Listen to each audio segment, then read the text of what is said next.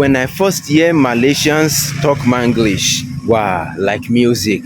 Got la, got me, got le, got way, got law until I blow. But now I also use la everywhere.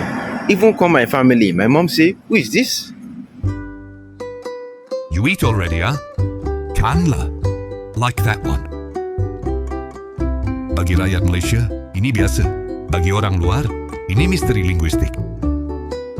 Dalam video kali ini, kita kupas pandangan pelancong dan warga asing bila pertama kali dengar Manglish, campuran English, Melayu dan logat tempatan yang penuh identiti. Adakah Manglish rosakkan bahasa? Atau sebenarnya inilah keunikan Malaysia? TV rosak studio, cerita biasa kita jadikan bermakna. You understand or not? Pandangan orang luar tentang Manglish Malaysia. Pergi ke kedai beli roti. Tambah kaya, kurang mentega. Datang Malaysia kau akan dengar nanti. Denu English ada, Melayu ada. Bahasa itu jambatan, bahasa itu identiti. Tetapi di Malaysia, bahasa bukan sekadar alat komunikasi. Ia adalah campuran rasa, budaya dan spontaniti. Apabila pelancong atau orang luar pertama kali mendengar rakyat Malaysia bercakap, mereka mungkin fikir, this is English. But not fully English. Ayatnya betul, tapi susunannya unik. Hujung ayat adalah me, we, can or not, we like that one. Dan dari situlah lahir satu istilah yang cukup sinonim dengan negara ini, Manglish. Bagi kita maya perkara biasa, tetapi bagi orang luar, ia satu pengalaman linguistik yang mengelirukan dan pada masa yang sama menghiburkan.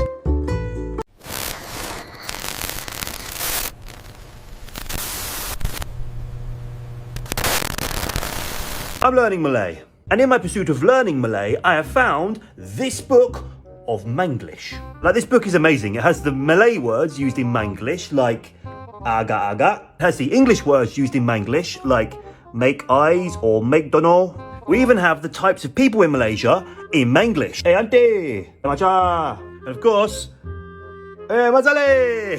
Now, because of this book and the last 5 years here in Malaysia, I can give some examples of how I would speak in the UK versus how I would speak in Malaysia. I understand what you're trying to tell me, but I have to insist that I totally disagree with your plan. In Manglish? Wait, you mad, huh? I don't recall you handing the documents to me. Are you sure you gave them to me? Manglish? Hey, where go? I'm terribly sorry, but we don't have any more of that particular item that you're looking for. Manglish? No, stop. Pandangan pertama orang luar terhadap Manglish selalunya bercampur antara keliru dan kagum. Mereka faham sebahagian ayat, tetapi nada dan partikel di hujung ayat sering membuatkan mereka terhenti seketika. Contohnya, apabila seseorang berkata, don't worry lah, mereka mungkin bertanya, what is lah? Namun selepas beberapa hari, mereka mula memahami bahawa lah bukan sekadar perkataan tambahan. Ia adalah emosi. Ia melembutkan arahan, menguatkan perasaan, atau sekadar menambah mesra dalam percakapan. Manglish juga mencerminkan latar belakang masyarakat Malaysia yang berbilang kaum. Perkataan Melayu, Cina, Tamil dan Inggeris bercampur dalam satu ayat tanpa rasa janggal. Contohnya, later we tapau makan, then balik rumah.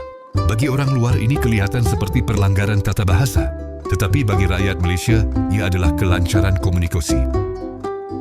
Ada pelancong yang pada awalnya menganggap Manglish sebagai kesalahan bahasa. Namun selepas memahami konteks sosialnya, mereka mula melihatnya sebagai kreativiti linguistik. Bahasa sentiasa berkembang mengikut persekitaran. Manglish lahir daripada kehidupan seharian rakyat yang sentiasa berinteraksi antara budaya. Menariknya, ramai orang luar akhirnya cuba meniru gaya ini. Mereka mula menambah lah di hujung ayat, walaupun sebutannya masih canggung. Ia menjadi simbol bahawa mereka sudah mula masuk dalam budaya tempatan. Manglish bukan sekadar bahasa tetapi tanda keakraban. Namun begitu, terdapat juga pandangan bahawa penggunaan Manglish secara berlebihan boleh menjejaskan penguasaan bahasa Inggeris standard. Inilah perdebatan yang sering timbul. Adakah Manglish merosakkan bahasa atau memperkayakannya? Jawapannya mungkin terletak pada keseimbangan. Kita boleh bertutur dalam bahasa standard apabila perlu dan menggunakan Manglish dalam konteks santai. seperti memiliki dua kunci untuk dua pintu berbeza. Pada akhirnya, orang luar menyedari bahawa Manglish bukan sekadar campuran bahasa. Ia adalah cerminan identiti Malaysia, fleksibel, santai dan penuh warna.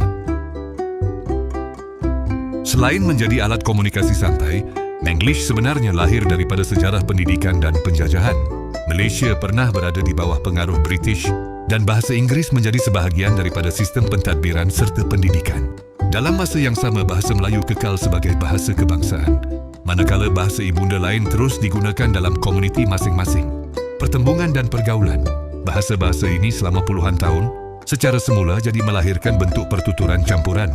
Orang luar yang memahami latar sejarah ini akan melihat Manglish bukan sebagai kecuaian, tetapi sebagai hasil evolusi sosial yang unik. Tambahan pula, Manglish sering berfungsi sebagai bahasa tengah antara kaum. Dalam situasi santai, ia memudahkan komunikasi tanpa terlalu formal atau terlalu terikat kepada satu bahasa tertentu. Sebagai contoh, apabila seseorang berkata, "You makan already ya?" Semua kaum boleh memahami maksudnya, walaupun struktur ayatnya tidak sepenuhnya gramatis dalam bahasa Inggeris standard. Keanjalan ini menjadikan Manglish sebagai bahasa praktikal dalam masyarakat majmuk.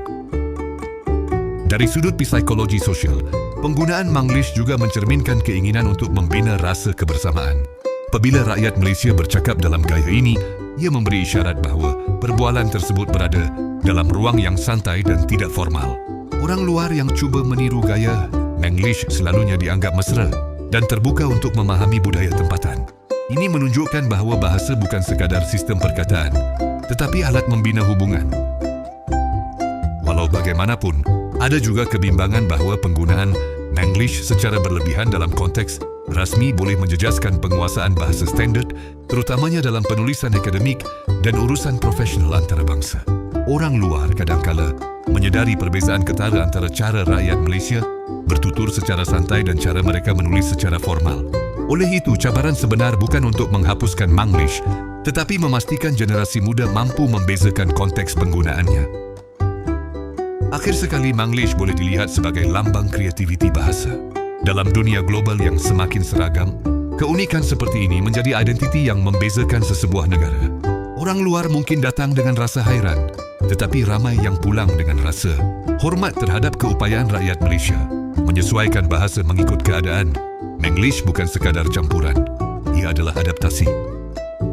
Why do Malaysians say lah? I mean, what's the story behind it? Who invented it? Where did it originate from? And why do we still use it? It's to the point that this three-letter word can be a form of affirmation, dismissal, exasperation, or exclamation in different contexts. Apparently, it's because of Malaysia's diverse culture and a combination of different languages all mixed together. A theory does suggest that it came from the Cantonese word lah, while another theory suggests that it came from southern Tamil Nadu migrants who would use lah as well, where both the Cantonese and the Tamil speakers would use lah at the end of a sentence to make it sound more like a request rather than an order. Yet most people simply believe it to be the combination of all the languages spoken in the country. That when you dump a bunch of races that speak different languages in a country and have them interact with one another, you eventually develop new words and even a whole new language known as Malaysian English or Manglish. And thus the word lah is born. There is no inventor and its origins can be anywhere from the 1700s to the 1900s. Just how Malaysia and Singapore have shared history, this one is another that adds to that list.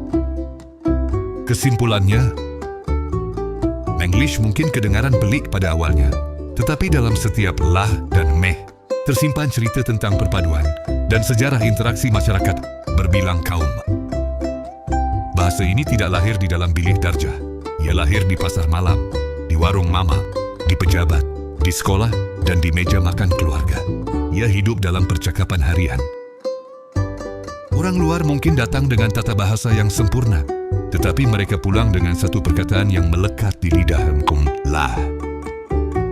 Dan mungkin itulah keindahannya. Kita tidak perlu menjadi sempurna untuk menjadi unik. Kadang-kadang, yang tidak formal itulah yang paling jujur.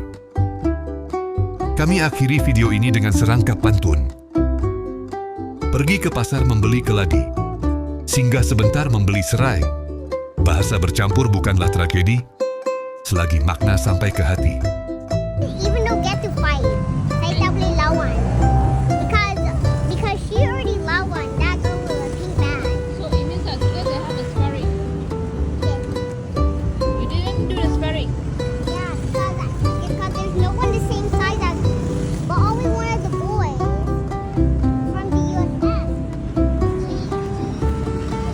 Itulah cerita Malaysia untuk kali ini. Share dan subscribe TV Rosak Studio. Kongsikan pandangan anda di ruangan komen.